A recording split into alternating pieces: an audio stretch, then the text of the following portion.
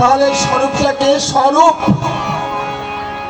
এই স্বরূপ দামোদর হচ্ছে বৃন্দাবনে অষ্টসখীর প্রথম সখী হচ্ছে ললিতা সখী।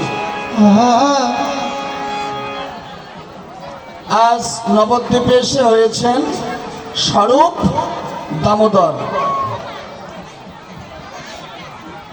স্বরূপ স্বরূপ সমানে নিজ নিজ রূপ নিজে দর্শন করা। তাই শ্রীমদ্ ভগবদ গীতার দ্বিতীয় অধ্যায় হচ্ছে সাংখ্যযোগ। এই সাংখ্যযোগটাই হচ্ছে আত্মতত্ত্ব। যেনারা গীতা পাঠ করেন তেনারা বুঝবেন